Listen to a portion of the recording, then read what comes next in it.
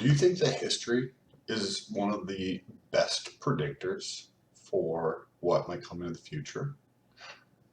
We've seen this play out multiple times.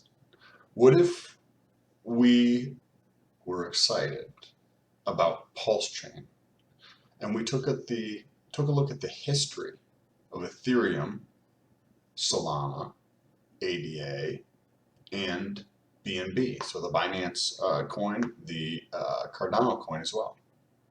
And we looked at the returns in the first year, the second year, and the third year to get an idea of what is the possible future for Pulsechain.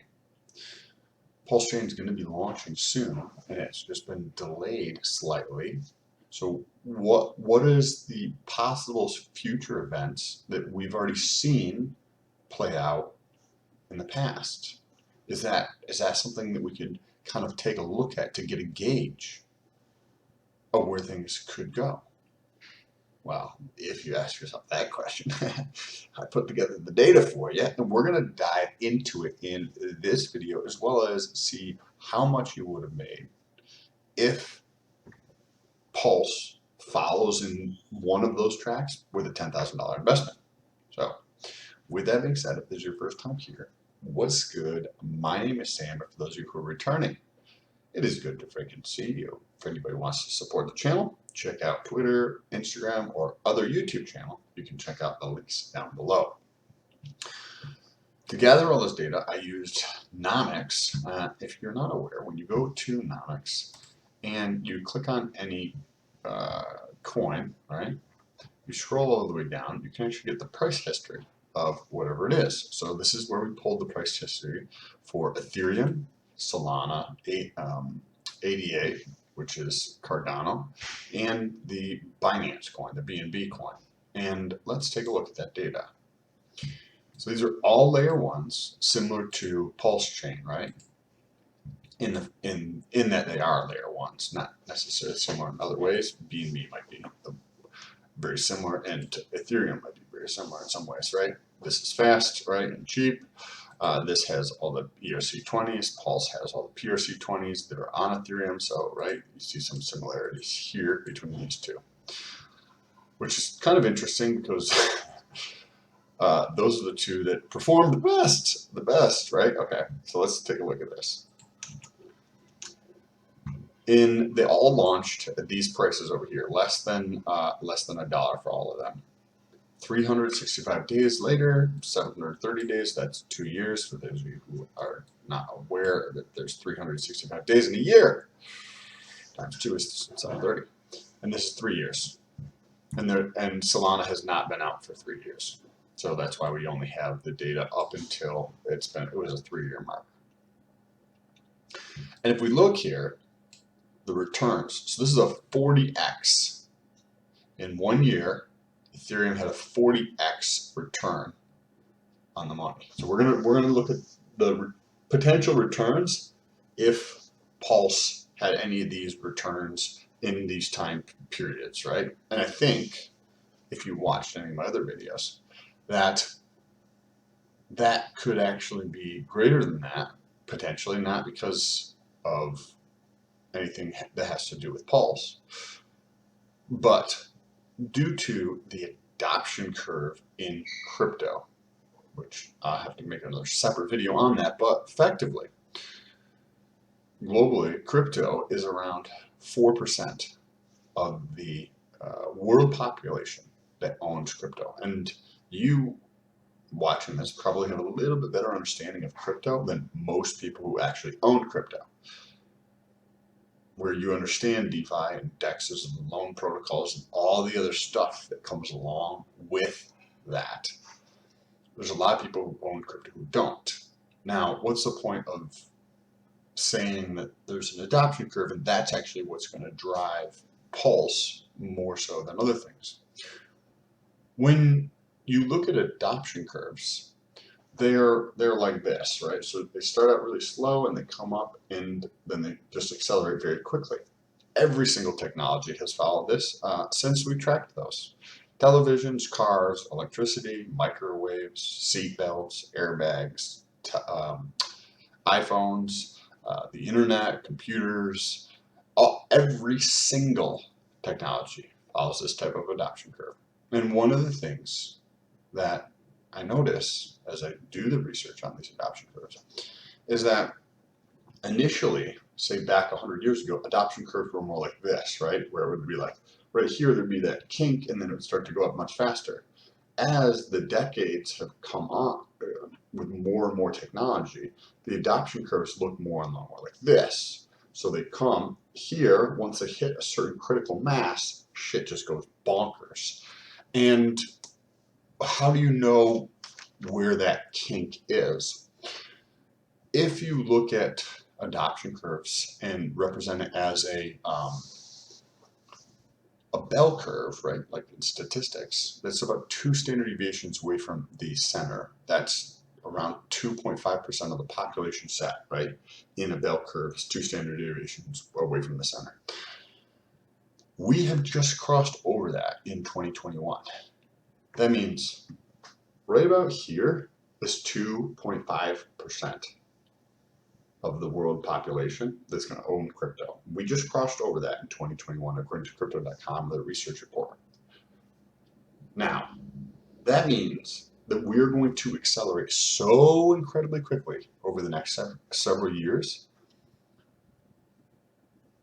in the adoption, that the adoption of crypto is going to be so great that it probably doesn't matter what launches, something is going to have a tremendous amount of adoption because there's so many new people getting into crypto. Now, when you take that, like basically anything could launch and be successful, and then you stack on top of that all of the ERC20s from Ethereum, and you take the speed and the cost of BNB, right, the Binance Smart Chain, and you put those together, so now you have all the ERC20s, basically anything built on top of Ethereum, plus the speed of Binance. So on Ethereum, it takes a little while, like less than 30 seconds, generally speaking, for a transaction to go through, versus around 3 seconds for Binance. Right, so there's a 10x decrease in the price there, just semantically speaking, and they have the cost is, if Binance is still around a penny, I don't know what it is off the top of my head and I haven't checked, but that's what I was reading. So if that is around a penny, and if Ethereum say around $6, right, that's a big difference in the cost there. So you take both of these things and you put them together in Pulse on top of this adoption curve. Holy frickin' bananas. Shit is gonna go crazy. Also, ADA, which has not had the same amount of success from a financial perspective as these other ones, I'll put that in here too because it's still layer 1, and Solana, because Solana is also it's usually a different consensus network, but they are also very cheap, and I think they're very fast as well, but I haven't looked into them. Now, you get to see that Ethereum, after 3 years, had 1400x. 1400x. Think about that. 1400x, over 1000x increase in 3 years. 2 years. 628x. ADA at 50% increase basically.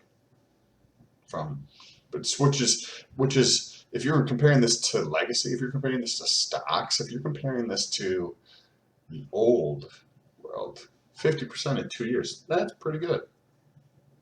In crypto, not so much. Not so much. As you can see, that is the lowest out of all these data points here. That was 2 years after launch. BNB actually beat out Ethereum in the first 100 days. Now, this is since the launch of each one of these projects, which means that Ethereum launched in 2015 in July, I think it was. ADA, maybe 2017 or something like that. BNB, I don't remember, and Solana, I don't remember. But they all have different time frames, which means that they're at different points on that adoption curve. And we get to see here that BNB actually had a greater first year return than Ethereum. 100, imagine in a year, 139x. So you invest a certain amount, say you invest $100, right? And within a year, you have now over $10,000 in a year from $100. So you can think if you did $1,000, right? You're at 100 grand.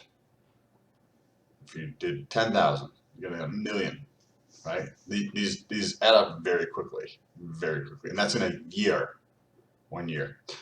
Returns after 2 years was 330 x. These are crazy at 213 for the 3 years mark. So they were not able, BNB was not able to keep up with Ethereum, but they did in the first year. They beat them, and then like they just couldn't keep up with them. Solana actually has done better than I was expecting. 38x in year 1. I mean, if you told somebody in legacy, right? I used to work in finance and accounting in different places, and if you had if you told somebody you had a 38x in a year, they would think you're lying to them. They would think that it's a scam of some sort. A 38x is still super crazy, and then 177x. So what is this? What could this look like if we took a look at Pulse? What's funny you asked that question, because I put those together. If somebody put $10,000 into Pulse, right, and launch, given the returns here, we would assume these returns, although personally, I think that the returns are going to be greater than this due to the adoption curve. Because if you have a good, it's believed to be, right? It's believed to be a good quality product in Pulsechain. So if you have something that's going to be a very good chain from a lot of people's belief system, layered on with a massive increase in adoption. You can think of adoption as like if you have a bathtub, right? And it's got your little rubber ducky sitting on the bottom of the bathtub. And you start filling up the bathtub. What happens to the rubber ducky? It lifts that, because the rubber ducky is floating, so it lifts that up in the tub. That's what the adoption curve is going to do to a lot of like crypto, even shitty projects. So when you put it as something that is believed to be good, and then you stack that with that, oh man, this shit can get really bananas. Really bananas. So let's see, $10,000 investment after 1 year in all these different projects. BNB, you would have 1.4 million bucks. Even in ADA, right? Even in Cardano, you would have put in $10,000. By the end of the year, you would have $31,000. Still, triple in a year is a very good return when you compare it to legacy, right? Compared to crypto, it's like, damn, bro, you're doing something. Oh,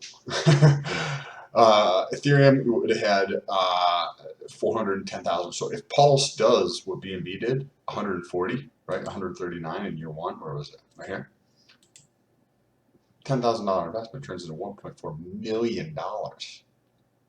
We're going to do the same thing for PulseX relative to, say, Uniswap and PancakeSwap and maybe some other swaps as well, to see how they did in their first year after launch for the possibility set of what can happen with PulseX. 2 years in, think about this, your $10,000 investment in Pulse, 2 years in, if they have the same returns as Ethereum here, $6.3 million. 3 years, $14.5 million. That is substantial. Even Solana, you go from a $10,000 investment, after 1 year, you have 400 grand. Wow, these numbers are pretty cray. I've studied finance. I have an MBA from a top school, and I have CFA and these other designations. And like when you talk about the numbers here, and you talk about in a year having multiple X increase in price, If I tell anybody in legacy finance that there's the possibilities of multiple X, not just like a double or a triple, but like way more than a double or a triple in crypto, they just laugh.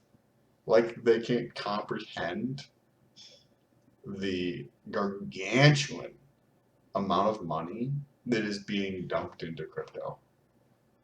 If you're here and you grasp what I was talking about with an adoption curve, and I'm not saying that you should do anything that I talked about in this video, but crypto in general is about to go through the when we hit that next bull run, it is going to be like the mother load, right? Think of like not coming for 2 months, and then it's just like the mother load, right? Where this is going to be absolute insanity. You can look at the Google search volume, the largest search engine in the world.